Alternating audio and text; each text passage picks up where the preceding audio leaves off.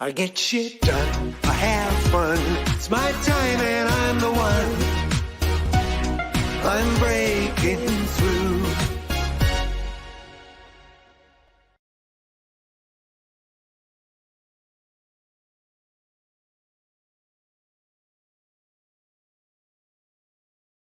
You're watching it. Hey, I'm Coach Phil. I'm the host of the Business Renovator, and I'm excited to be here. We'll be talking to a gentleman who's currently living in Sweden. And we'll be talking about be willing to embrace profound life-changing change. If you're watching this live, great. Thank you for being here with us today. And if you're catching this on the replay, remember #replay and let us know where you're watching us in from. And please share it out on our YouTube channel. That would be fantastic. So I would like to do a shameless plug to Focal Point Business Coaching, as I am one. So here we go.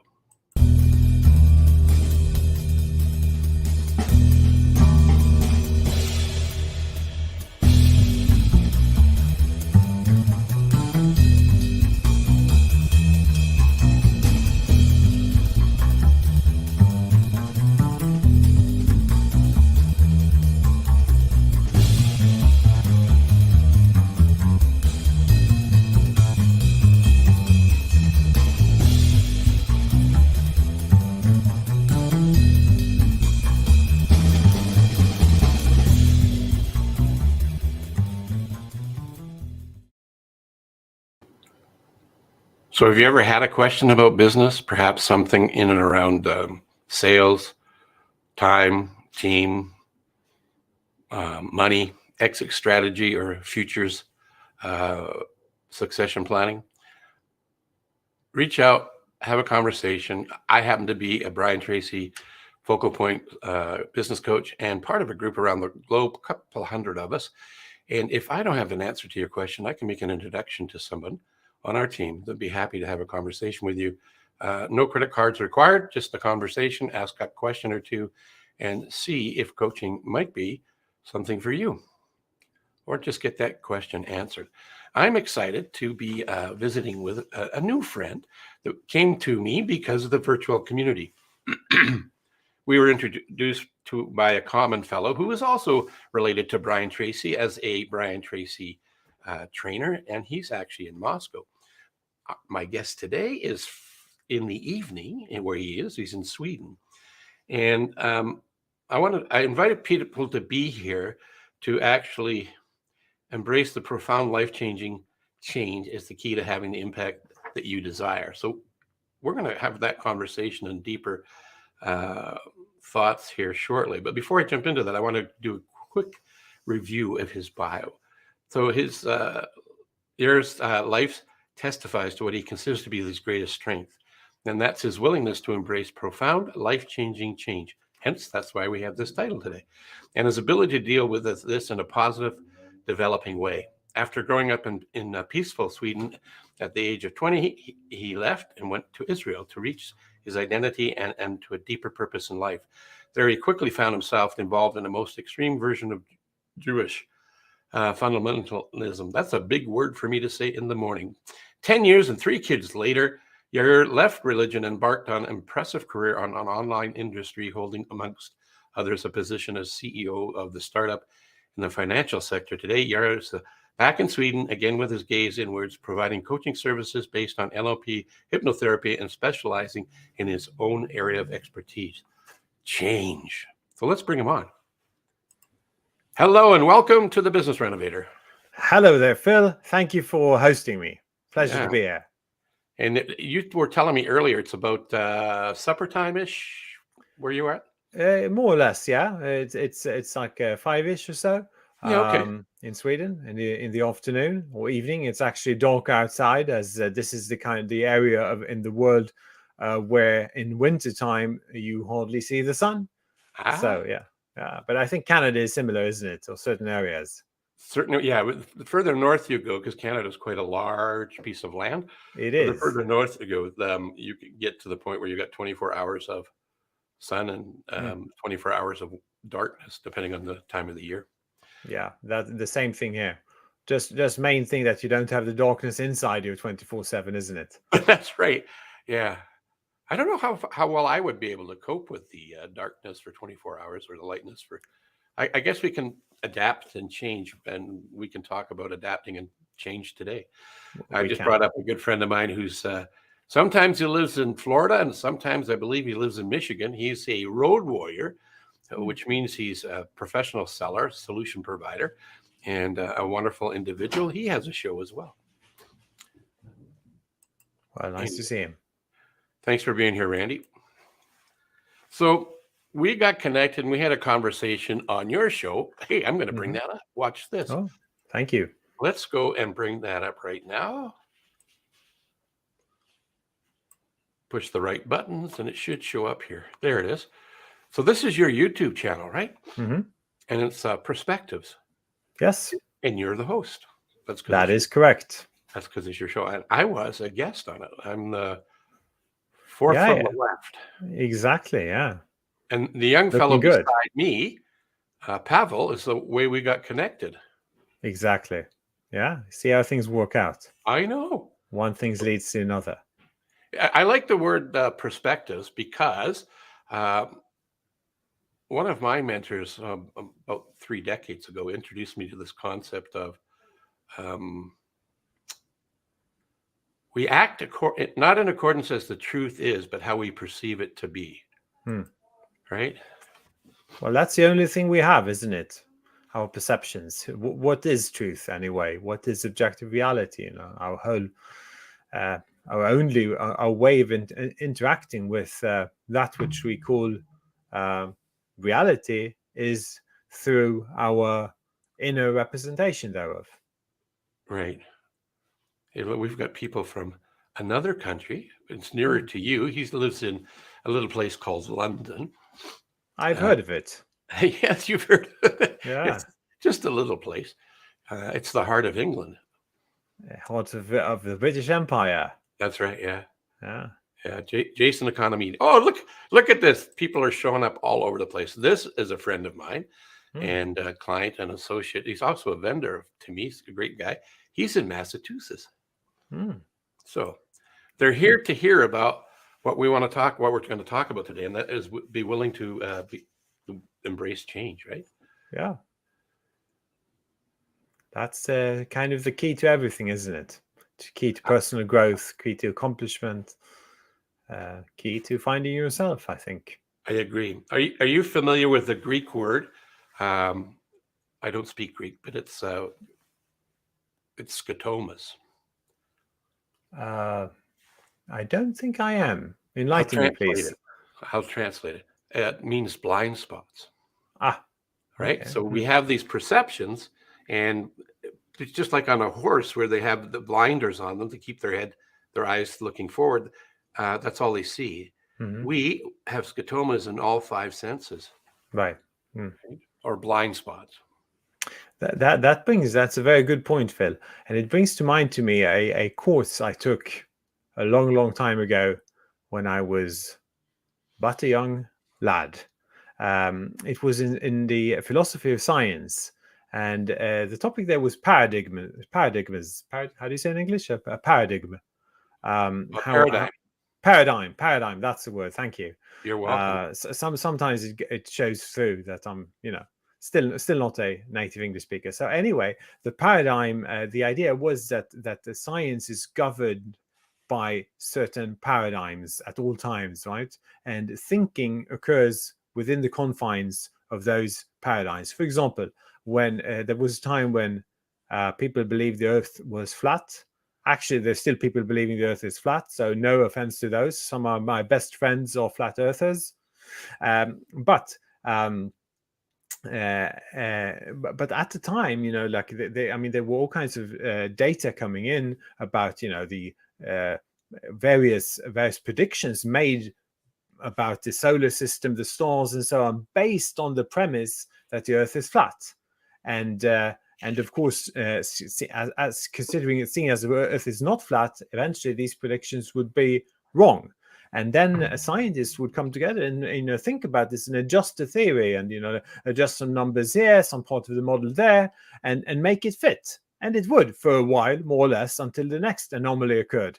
And but to actually get yourself to the point, I think was Copernicus probably, if I remember correctly, but to get yourself to the point where you question the paradigm, where you call into question the very basis of your existence, of your concept of the world, is extremely difficult. And scientists, no less, just like just about anyone, are reluctant to do so. Yeah. So the same mentor that told me about that quote about we act not in accordance as the truth is, but how we perceive it to be. What I liked about his teaching was he would take complicated psychological terminology and put it into easy to understand, easy to assimilate. And what he never used the word paradigm. Not that he was against it, but that was a bigger word, and he was trying to keep it simple for the masses. And he did that while he was alive for about 40 years. And how he did that was he was teaching us that how we show up is our habitual thinking. So that's how our, as he called it, our isness, or it's our paradigm, but it's our habits are a combination of our thoughts, ideas, and attitudes. And they're in this paradigm or in this habit. And to change that habit simply is not necessarily easy. Could be simple, not necessarily easy, because we have this thing called the self-image, and the self-image sees us as we is. Again, going back to we act in accordance not as the truth is, but how we perceive it to be. That's our self-image. So if we want something to change on the outside, we need to change it on the inside. And once we've changed it on the inside, we automatically start acting like the new person we want ourselves to be. So I'm a coach. You're in the coaching space. And one of the things that's a common language amongst the majority of coaches I work with, no matter what their specialty is, would be like Jason Economides, who's brilliant with ClickFunnels and funnel building and selling and all those kind of things. It's really about where are you today and where do you want to be tomorrow? And we as coaches help people with the stuff in between, which is called the gap. And in the gap, it's called cognitive dissonance. And see, those are big words, don't need to know them, hard to remember what they are.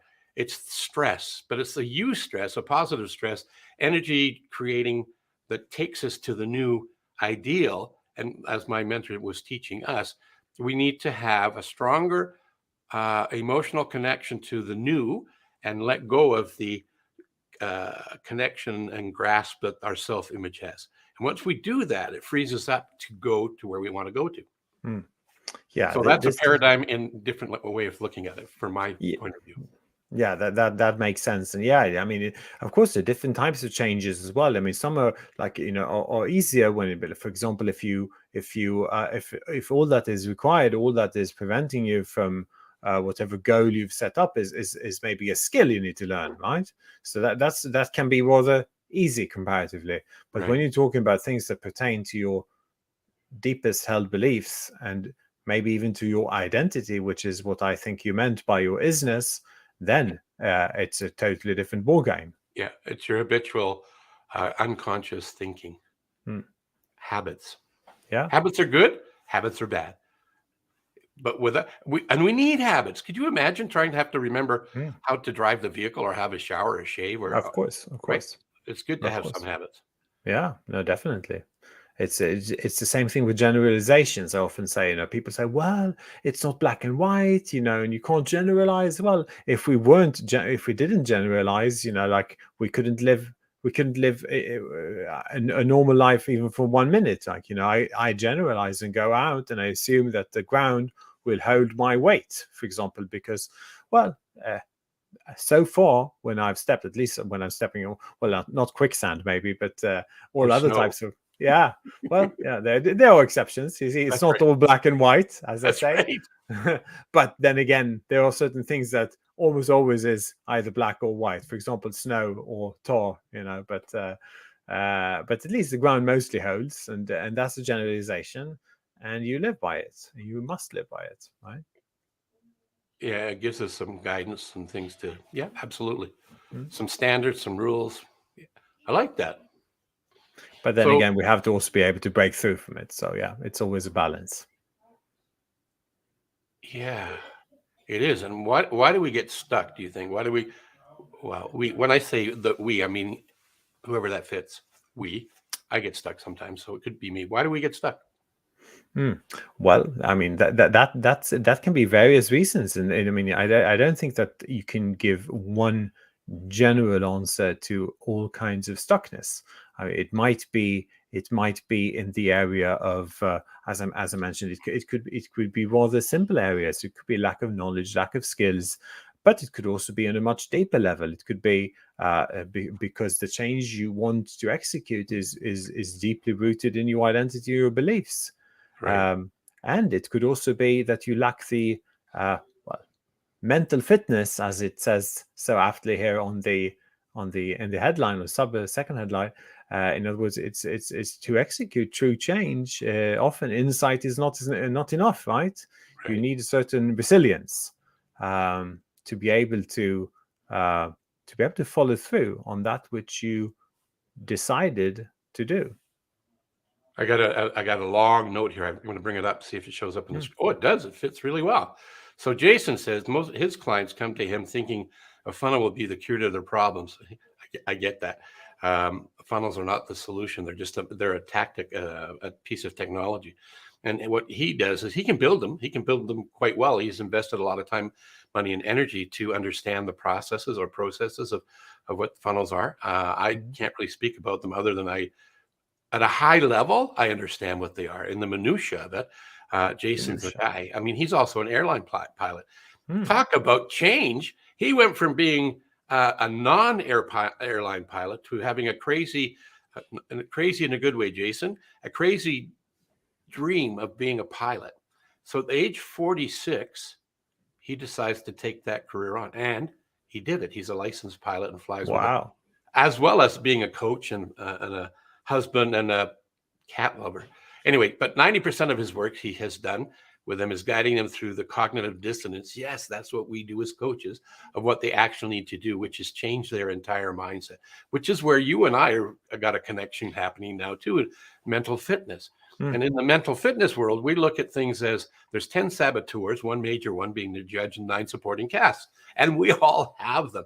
But there's also 5 sage powers and strategies that can help us shift our mindset to make us mentally tough, to give us fortitude and resilience to live the life that we want to do and stop under living. That's what appeals to me. That's why I'm enrolled with them, and I'm excited about that journey. I'm glad that you shared with me earlier that you jumped in yourself. That's fantastic. I did. I took your recommendation on that one, and I'm just now taking the current course. So I'm adding it to my vocabulary of coaching tools, and I'm enjoying it very much. Yeah, Thank you for that one. you're very welcome. It's been a game changer for me, Mm. and I can see so much potential with the other clients that I currently work with. And it's just the way I like the way they talk about it is consider the methodology as an operating system, and what we already know becomes the applications that are supported by that operating system. Right. It's brilliant, just brilliant. Yeah. Jason Absolutely. took the time to ask a question. How many coaches does it take to change a light bulb?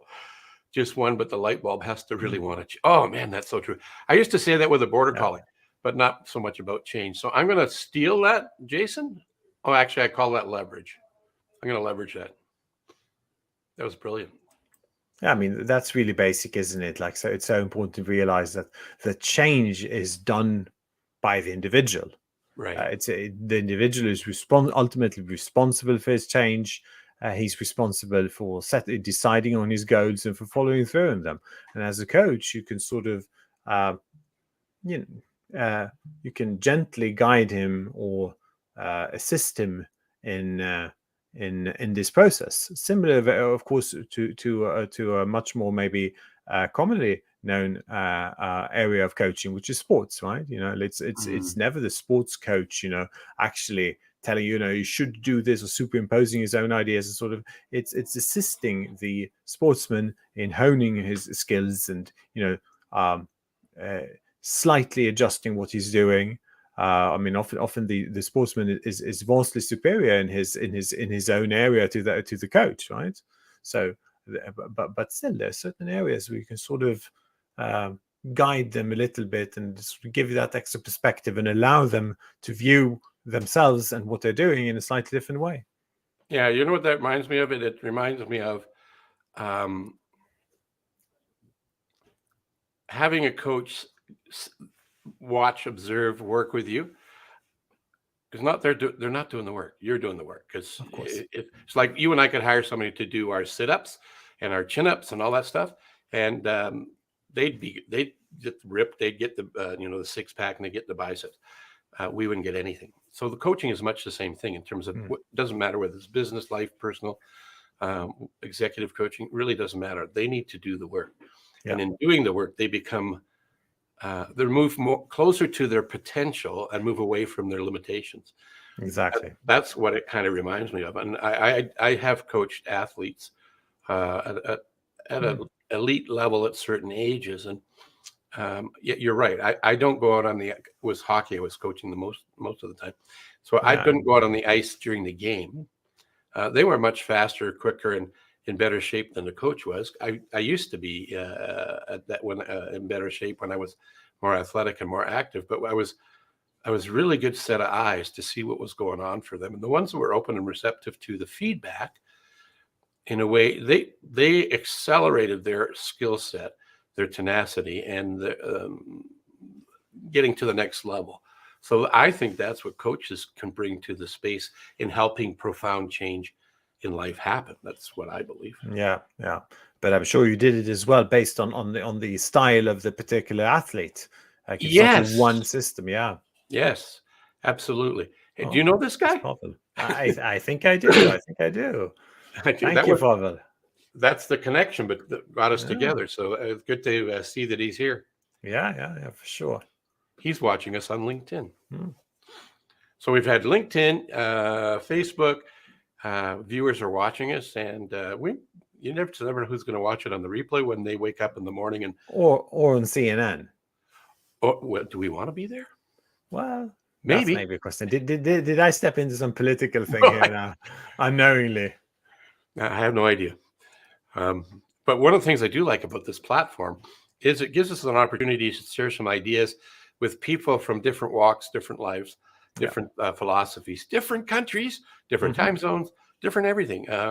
It's fantastic. I'm just, and to have Jason and Joe and Randy and Pavel show up and pop in and say a few things, that's brilliant as well. What more could we ask for? Well, all of the tips that you have to make change, profound change happen. What are some of the things that, if we were looking to help somebody change, what's one or two of your favorite ways to do that? Well, I'm okay. I think that exploring the consequences of the change, of really stepping into that experience and forcing yourself to break through and seeing what the implications are of that which you want to experience. How would life look from there? What would your experience be at that point, right? And then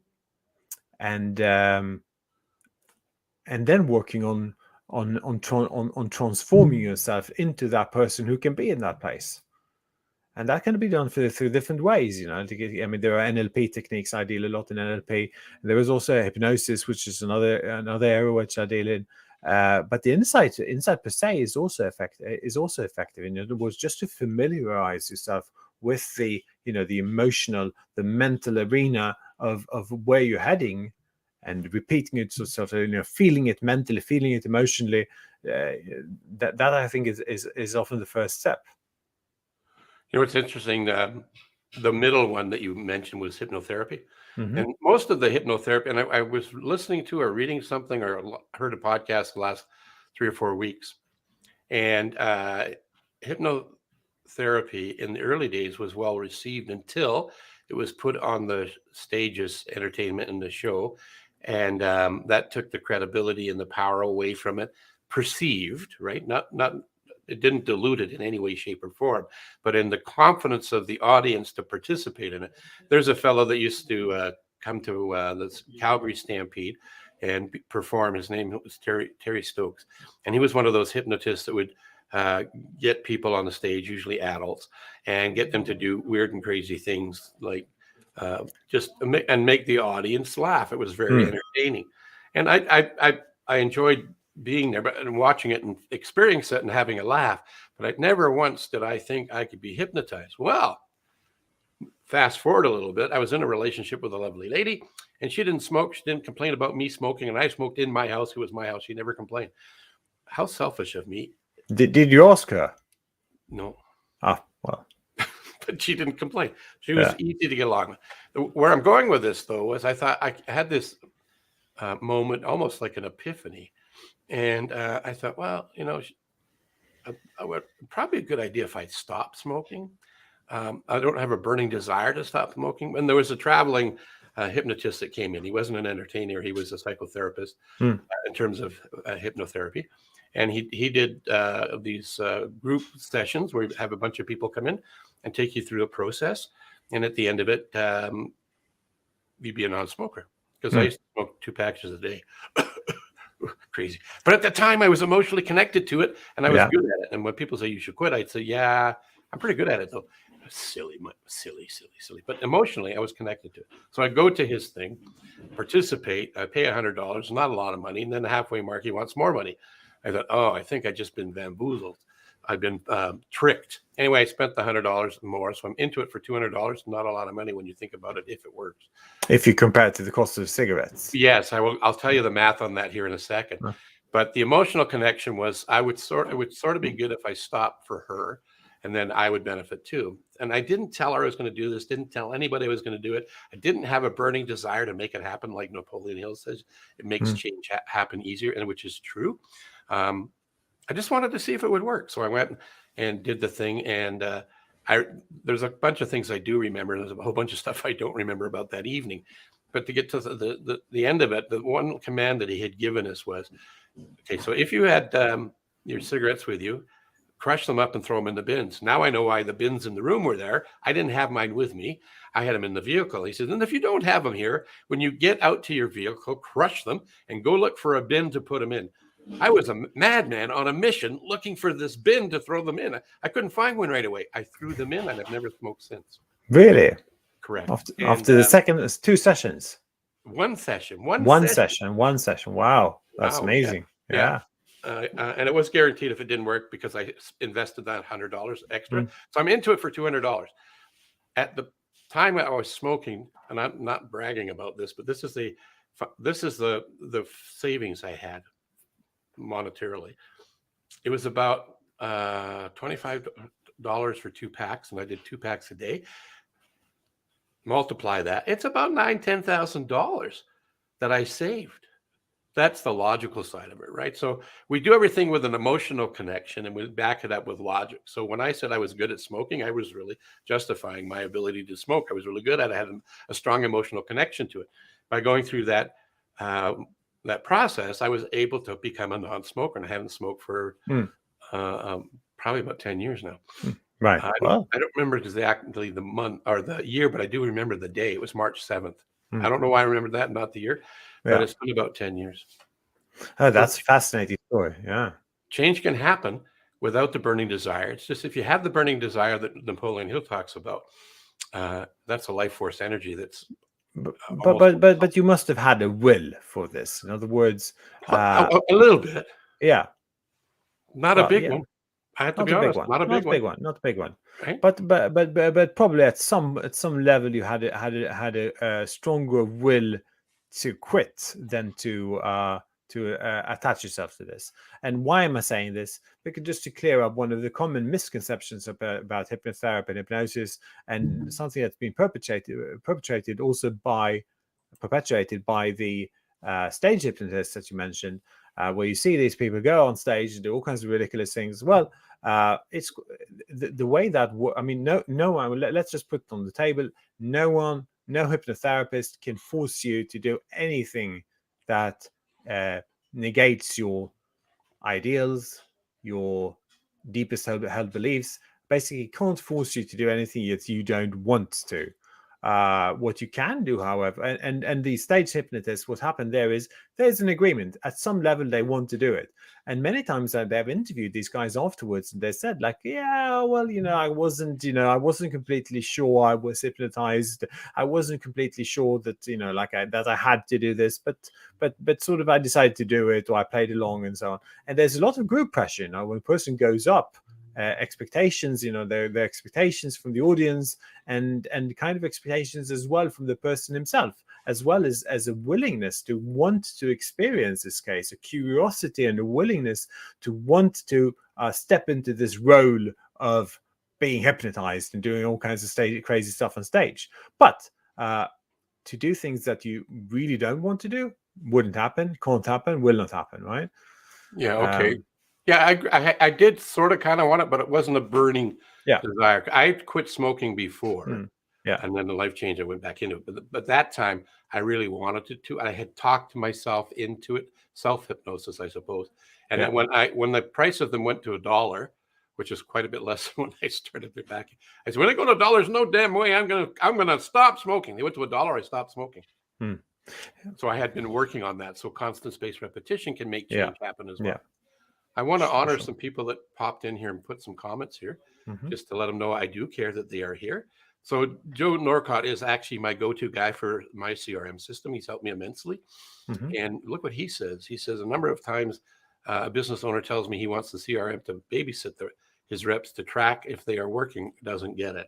The sales problem is the process needs review and upgrading. Right? That's a good point. And then he's got another comment here.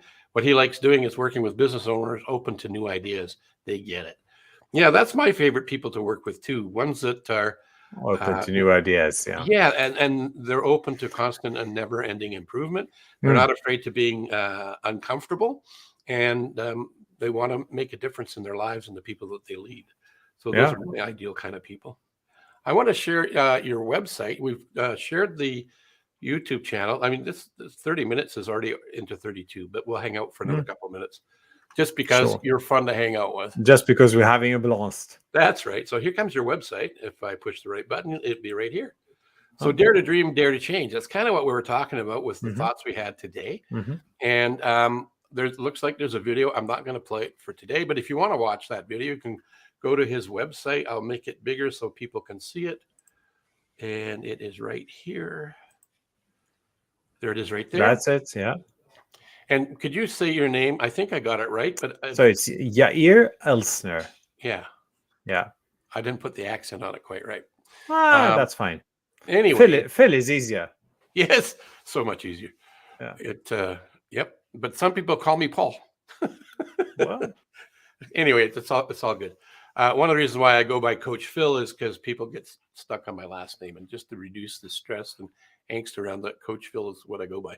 There's also Dr. Phil, isn't there, though? So I don't know, but I when you get a doctorate, you've done something, you've had a rite of passage, and you've earned the right to have that. I've not done that, so I don't want to do that. That's you're right. So modest.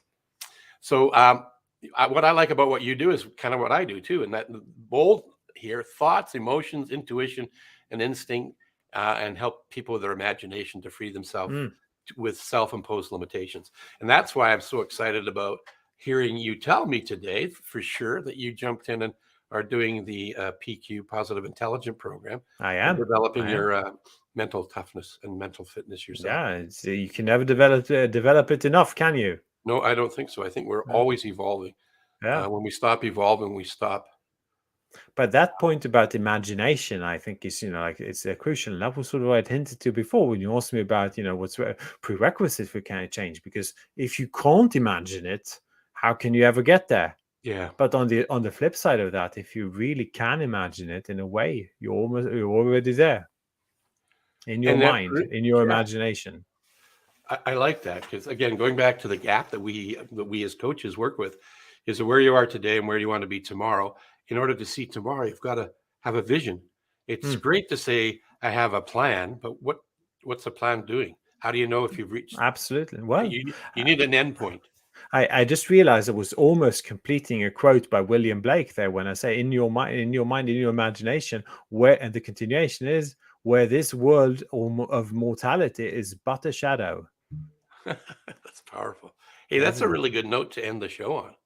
Well, thank you, Phil. Thank you very much for having me here. Thank you. I'll be back with you shortly. Wow, wasn't that exciting? Well, I thought so. And the feedback and comments and questions we had from the viewers added to it. So we appreciate you for showing up and doing that. That's brilliant.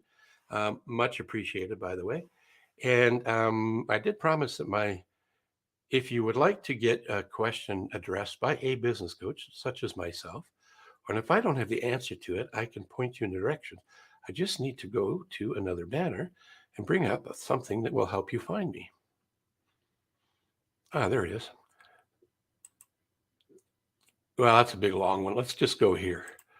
This one here beneath that, the business growth score is actually on my website. If you want to go there and get a self-assessment to see where you're at in your business, and if that stimulates the need to have a conversation and have a question answered, please reach out to me. The information on how to get to me is phil@coachphil.ca, and the website is coachphil.ca. Thank you for being here today. One other little gift I'd like to share with you before we go off the air, and that is this.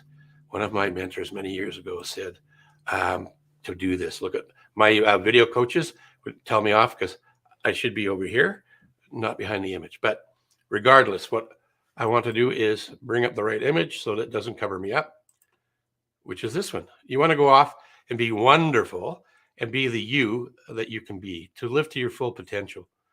Because you know what? You truly are wonderful. Now go out there and act like it. Thanks for being here. We'll see you next time on the Business Renovator. I get shit done. I have fun. It's my time and I